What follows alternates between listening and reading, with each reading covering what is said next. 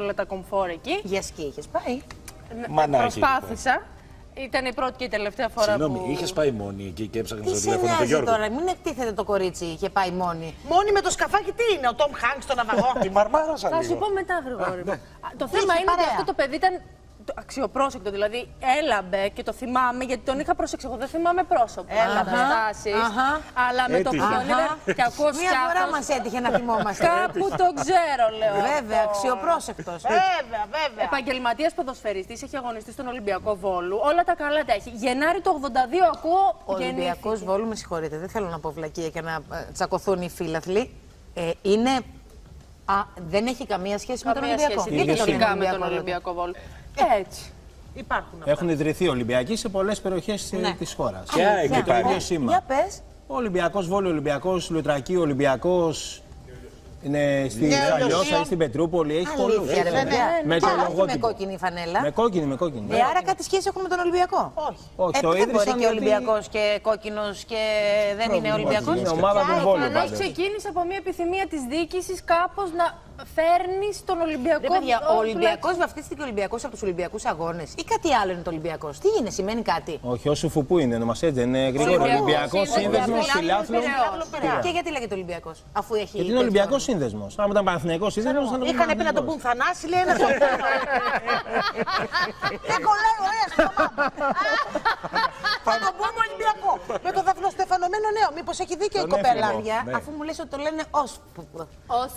Και σήμα το δαφνοστεφανωμένο νέο. Μήπως είναι από τους Ολυμπιακούς? Μήπως έχει σχέση με τους Ολυμπιακούς. Θα σου πω, ή την Ολυμπία, δεν ξέρω. Μέχρι να παίξει το βίντεο. Υπάρχει όνομα Ολυμπιακός. Από κάπου βγαίνει κι αυτό. Θα το βρούμε. Έχει, δεν έχει, μπορούμε να το κατοχυρώσουμε τώρα. Για χτύπα το να δούμε. Θα το έχω Για χτύπα εσύ. Έτσι και βγήκα μια σύνθεση με τίποτα. Ολυμπία. Η αλήθεια είναι ότι το σήμα τους είναι ο δαφνοστεφανωμένος νέος. Ο δαφνοστεφανωμένος νέος έχει σχέση με τους Ολυμπιακούς Ολυμπιακούς Αγώνες πάντως. Δεν το ψάξατε ποτέ. Εσύ, ειδικά που είσαι και Ολυμπιακού, κατακόκκινο. Εδώ έχει δίκιο πολύ μεγάλο η Ελένη. Μόνο να μας πικάρει στα ντέρμπι, ξέρεις. Συγγνώμη, κούκλα μου, εσύ τι ομάδα είσαι, ξέρεις από πού προέρχεται, πού βαφτίστηκε, για πες μας. Στην Αθήνα. Στην Αθήνα που στον Άγιο Δημήτρη το Λουμπαρδιάρη. Αυτό λέει το όνομα είναι ξεκάθαρο. Παναθηναϊκός, δηλαδή της Αθήνας. Και το γήπεδο είναι στον Γκίζη, γιατί δεν τον είπαν Παγκυζιακό? Δεν είχε εκεί πέρα χώρο να χτίσουν γήπεδο. Αυτό θα ψάξουμε να βρούμε τώρα. Γιατί είναι, ρε παιδί μου, το γήπεδο? Το καταλαβαίνουμε το όνομα τι σημαίνει. Να σας πω κάτι. Το θέμα μας είναι αυτό το παιδί το όμορφο. Το οποίο περιμένω να βγει από το Survivor. Δεν το επιθυμώ. Θέλω να κερδίσει και το αξίζει. Και να σας πω ότι και στα γραφεία στοιχημάτων πρώτο τον δίνουν για νικητή αυτή τη στιγμή. Γιατί έχει μπει και το Survivor στις στοιχηματικές. Αποδόσεις, βέβαια, έχει πει καιρό. Και θα δούμε και πλάνα του από την εποχή που έπαιζε μπάλα. Δηλαδή, να τον δούμε κι αλλιώς. Όχι μόνο Survivor. Αν μπορείς να μας βοηθήσεις για το στοίχημα. Γενάρη το 82, αλλά δεν μας λένε μέρα να ξέρουμε το ζώδιο. Να δούμε τον οροσκόπο. Φωτεινούλα. Είναι εγώ καιρός. Καλά να δω τίποτα τι έγινε χθες. Γιατί με έχετε μπερδέψει και ρε Σιτέρη, σε παρακαλώ. Χτύπα λίγο ο Ολυμπιακός από που βρήκε το όνομά του. Θα ήθελα πάρα πολύ να ξέρω το Ολυμπιακός αν βγαίνει από τους Δεν Ολυμπιακούς. θα δούμε τι έγινε στο Survivor τώρα. Θα δούμε ένα αφιέρωμα στο Γιώργο ή δεν θα το δούμε? Τι είπατε? Έχουμε ετοιμάσει ένα θέμα για τον Γιώργο Αγγελόπουλο. Ναι. Το αγόρι αυτό. Γιατί μου το λες έτσι? Έχουμε και. Με βάζεις τώρα στην πυρηνική φυσική. Έχουμε ετοιμάσει ένα θέμα. Μην ακίνητη η Ελένη για να το καταλάβεις, είναι δύσκολο. Και μας το ζητάγαν από την NASA, δεν το δώσω. Λοιπόν, εξέλαβε το σαν δώρο αυτή τη στιγμή. Δεν μπορώ, Παναγία μου. Και να δω το δώρο.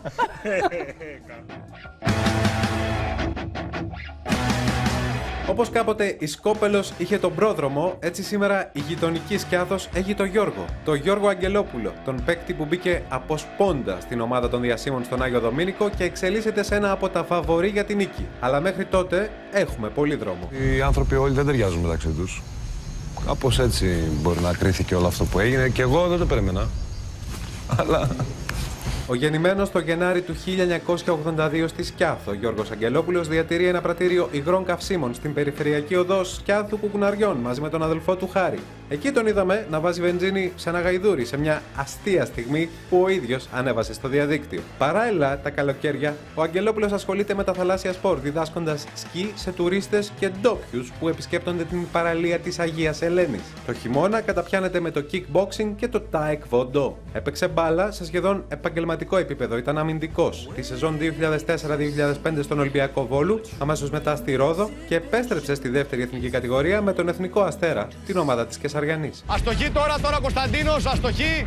Ο Γιώργος κάνει το 6-1 και οι διάσημοι τώρα είναι κοντά στην ασυλία. Οι Σκιαθίτες ήξεραν πως ελάχιστοι στον Άγιο Δομήνικο θα είχαν την φυσική κατάσταση του Γιώργου. Είναι πολύ γυμνασμένος και πιστεύω ότι έχει την αντοχή για να αντεπεξέλθει στις δυσκολίες του παιχνιδιού. Ήταν πολύ χαρούμενος όταν έφυγε από την Σκιάθο για τον Άγιο Δομήνικο και είμαι αισιόδοξος πως θα πάει καλά στο Survivor, είπε σε τοπική ιστοσελίδα ο αδελφός του Χάρης. Και νομίζω ότι δεν είναι καθόλου τυχαίο ότι είμαστε εκεί μέσα ήρεμοι και εδώ.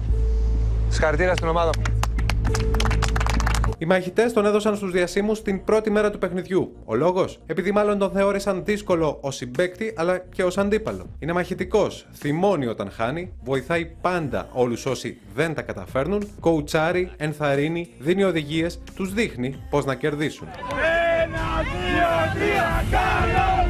Ο Ντάνος, όπως ζήτησε να τον αποκαλούν, φαίνεται πολλές φορές να είναι χαμένος, να κάθεται μόνος του στη φωτιά, να απομονώνεται. Ο ίδιος λέει: το ότι είμαι πιο απόμακρος δεν έχει να κάνει με τη συμβίωση με κάποιο παιδί. Το μυαλό μου τώρα τελευταία είναι λίγο στην οικογένειά μου.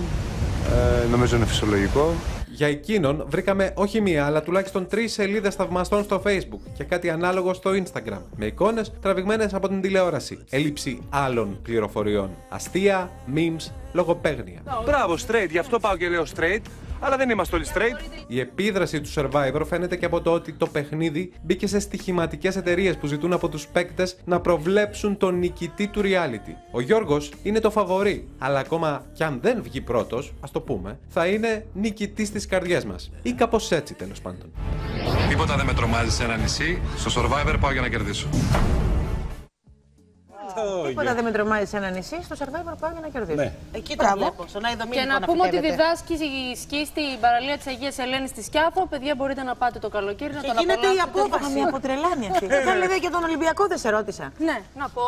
Ναι, παιδί μου, το όνομά του πώς το πήρε? Μισό λεπτό, δεν θα τα πω όλα. Μου το στείλε ο Βασίλης ο Κολοβός, φίλος μας. Μπράβο, φίλος της εκπομπής. Μπράβο, φαίνεται. Ότι του δώσανε το όνομα αυτό για να συμβολίζει τη δύναμη, την αθλητική ισχύ, το ήθος και την ευγενή άμυλα, αξίες άρρηκτα συνυφασμένες με το αρχαίο ελληνικό πνεύμα.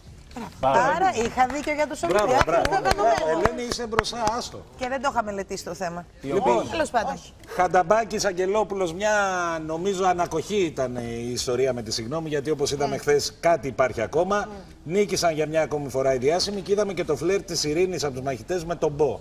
Η Ειρήνη έχει πολύ γούστο. Να δούμε.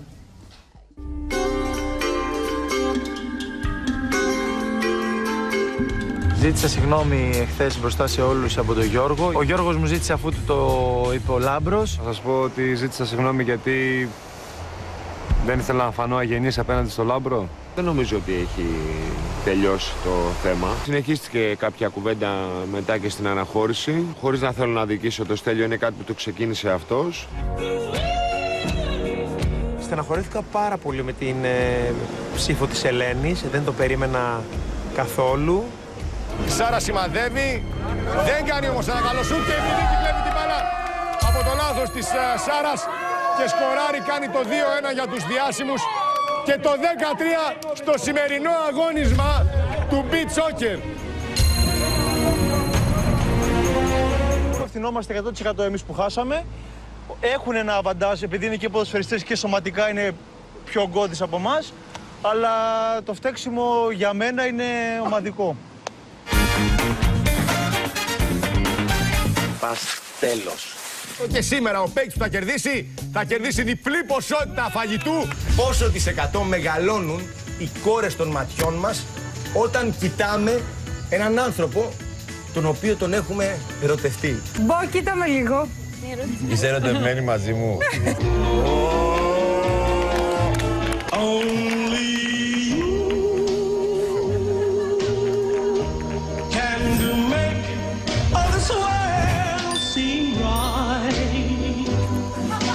Τι είναι ρε παιδιά, μας ανάψατε? Ποιος είναι ο μέσος όρος λέξεων που εκφέρει μία γυναίκα ημερησίως? 1500 λέξεις. 1000. Όχι την ώρα της πράξης. Μία γυναίκα λέει μέσο όρο κάθε μέρα 20.000 λέξεις. Πόσες θερμίδες καίνε οι άντρες στην πράξη του σεξ? Οι εργάτες είναι που καίνε. Ήταν 500 θερμίδες 400 θερμίδες λέει ο Λάμπρος. Οι φυσιολογικοί άντρες και με κατά μέσο όρο κάπου σε 100. Αλλά μπράβο σας, συγχαρητήρια για εσάς και στους δύο.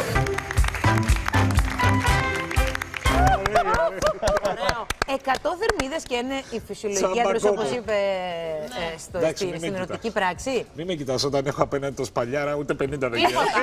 Για κάντε τον πολλαπλασιασμό. 4.000 γυναίκες επί 100 θερμίδες. Πόσες θερμίδες έχει κάποιος σπαλιάρας? Γι' αυτό είναι φέτες. Σκελετός θα γίνει. Πάντως εχθές με το έπαθλο μύρισε απογοήτευση λίγο, έτσι. Παστέλι.